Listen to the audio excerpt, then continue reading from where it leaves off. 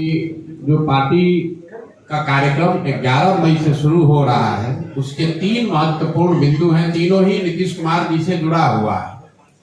पिछले 3-4 वर्षों में आपने सुना, देखा, चर्चा करी जातीय जनगणना की।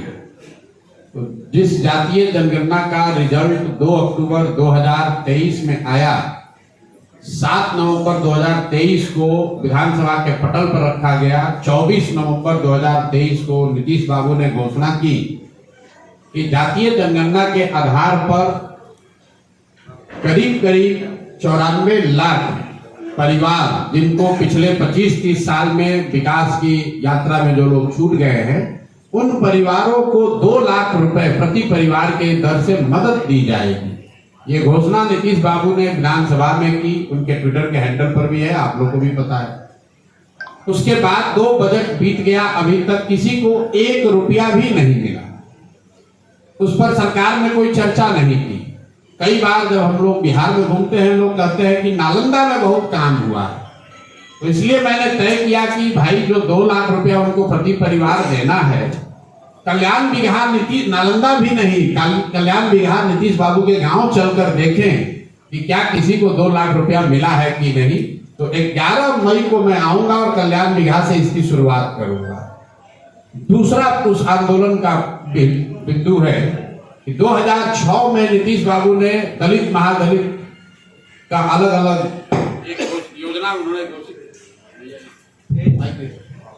2006 में नीतीश बाबू ने महादलित परिवारों के लिए घोषणा की थी कि हर परिवार को जो होमलेस है, घर नहीं है, जिसके पास जमीन नहीं, उसको 3 डिसमिल जमीन सरकार देगी। सरकारी जमीन से अगर नहीं मिलेगा तो खरीद कर देगी। पूरे बिहार में इस योजना में कुल 50 लाख दलित अति पिछड़े समाज के लोगों को घर बनाने के लिए जमीन मिलनी चाहिए थी, लेकिन अभी तक सिर्फ 2,34,000 परिवारों को ही ये जमीन मिली। और अभी प्लानिंग कमीशन का एक रिपोर्ट आया है दिल्ली से, जिसमें बताया गया कि 2,34,000 में करीब करीब 1,20,000 परिवार ऐसे हैं जिनको सिर्फ पेपर पर ही ये जमीन मिली है। करीब मतलब आधे लोगों को वो जमीन अभी तक नहीं मिली। और ये बहुत बड़ी बात है। इसको भी देखने के लिए मैं जाना चाहता हूं कल्याण बिगहा।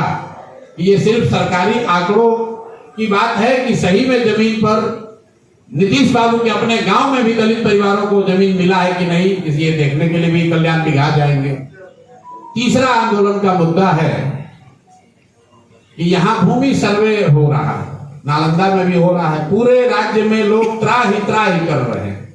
पिछले 3-4 वर्षों में लैंड डिजिटाइजेशन के नाम पर भूमि सुधार का क्या जो कार्यक्रम नीतीश बाबू की सरकार ने शुरू किया है, इसमें हर दिन हालात ये है कि कोई घर ऐसा बाकी नहीं जिसमें घर में परिवार में झगड़ा न लगे। जमीन के दाखिल खारिज में, रसीद कटाने में, जमाबंदी में, हर जगह लोगों को 10,000, 20,000, 25,000 रुपया घूस देना पड़ रहा है।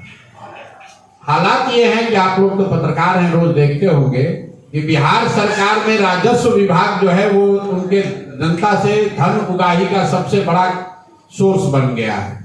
नीतीश बाबू का नाम सुशासन बाबू रखा गया है, इसी धरती से वो आते हैं। तो मैं ये देखना चाहता हूं कि नालंदा में, कल्याण बिगहा में किसानों को या भूमि के मालिकों को घूस देना पड़ रहा है कि नहीं देना पड़ रहा है।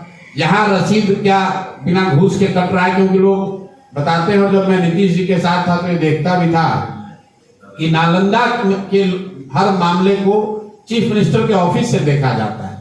तो अगर नालंदा में ये 3 बात सही पाई गई तो आप समझ सकते हैं कि बिहार के दूसरे हिस्सों की क्या हालत होगी। तो 11 तारीख को पार्टी के इस कार्यक्रम का हस्ताक्षर अभियान हम लोग शुरू कर रहे हैं, जिनमें ये 3 बिंदुओं को हम लोग कवर करेंगे।